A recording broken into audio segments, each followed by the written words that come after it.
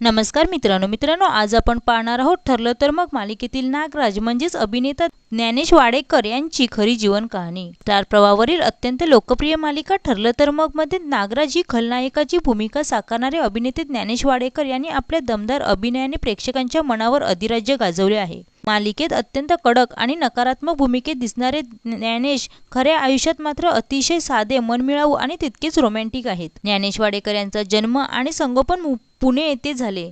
त्यांनी आर्किटेक्चर या क्षेत्रात आपले पदवीपर्यंतचे शिक्षण पूर्ण केले आहे। अभिनय क्षेत्रात येण्यापूर्वी त्यांनी या क्षेत्राचे तांत्रिक शिक्षण घेतले आहे। ज्ञानेश वाडेकर यांची अभिनय क्षेत्रात येण्याची कहाणी खूप रंजक आहे। सुरुवातीला त्यांनी रंगभूमीवरून अभिनयाचा प्रवास सुरू केला। मराठी मालिकांसोबतच त्यांनी बॉलिवूड आणि मराठी ऐतिहासिक चित्रपटांमध्ये अनेक महत्त्वाच्या भूमिका साकारल्या आहेत। ज्ञानेश वाडेकर यांची खऱ्या आयुष्यातील प्रेमकहाणी एखाद्या सिनेमाच्या कथेसारखी रोमॅन्टिक आहे।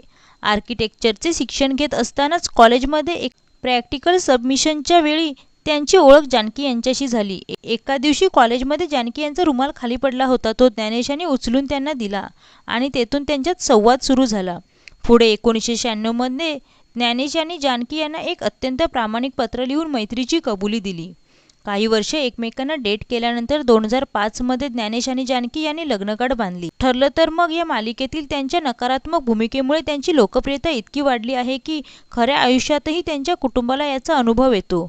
नुकतेच दिलेल्या एका मुलाखतीत त्यांनी सांगितले की त्यांच्या पत्नीचे एका सरकारी कार्यालयात काही काम अडकले होते, परंतु तिथे उपस्थिती असलेल्या एका चाहत्याने ज्ञानेश वाडेकर यांच्या पत्नीला ओळखले आणि केवळ त्यांच्या लोकप्रियतेमुळे ते रखडलेले काम अत्यंत वेगाने पूर्ण झाले।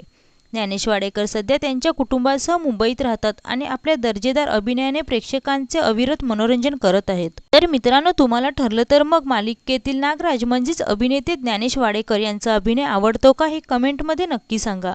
व्हिडिओ आवडल्यास चॅनलला सबस्क्राईब करा आणि बेल आयकॉन दाबा। धन्यवाद।